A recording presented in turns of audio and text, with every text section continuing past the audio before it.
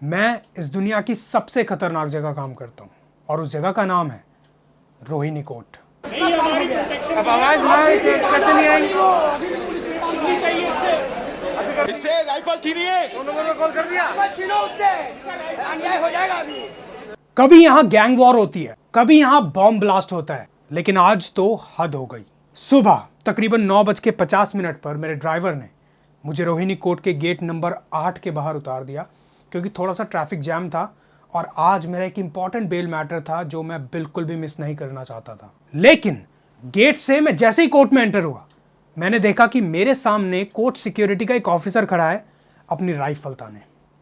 और जब मैंने देखा कि राइफल के दूसरी छोर पर कौन है, तो I was completely shocked. He was trying to shoot an advocate. लेकिन मेरे होश तो तब उड़ गए जब मैंने देखा कि उस एडवोकेट के एब्डोमिनल एरिया से ब्लीडिंग हो रही है। और जब मैंने जमीन में देखा तो जमीन में एक गड्ढा था जो कि बुलेट फायरिंग की वजह से हुआ था। मुझे समझने में देर नहीं लगी कि वहां पर क्या हुआ था, लेकिन वो सिक्योरिटी ऑफिसर रुका नहीं। He loaded his rifle in front of मी।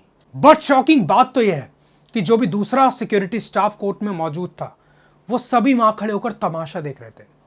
सो तुरंत ही हम जितने भी एडवोकेट्स वहां पर मौजूद थे, हमने सिचुएशन को संभालने की कोशिश की, क्योंकि अगर हम सिक्योरिटी ऑफिसर को नहीं रोकते तो शायद आज वो रोहिणी कोर्ट को जलियांवाला बाग बना चुका होता।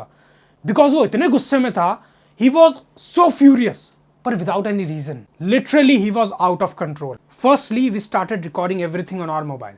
उसके बाद जो भी कोर्ट सिक्योरिटी स्टाफ वहां मौजूद थे, हमने उनको डायरेक्शन दी कि इस ऑफिसर से जल्द इसकी राइफल छीनी जाए। अब आवाज कैसे नहीं आई? इससे राइफल छीनिए। कॉल कर दिया। छीनो उससे, अन्याय हो जाएगा अभी।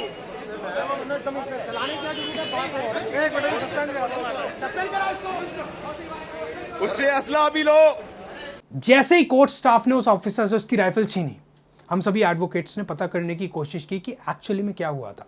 ऐसा क्या हो गया जिसकी वजह से उस ऑफिसर ने सिक्योरिटी जिसका काम है, उसने सिविलियंस पे गोली चलानी शुरू कर दी। और सच ये सामने आया कि एक एडवोकेट और क्लाइंट के बीच बहस हो रही थी, जिसकी वजह से उस ऑफिसर ने गोली चलाई।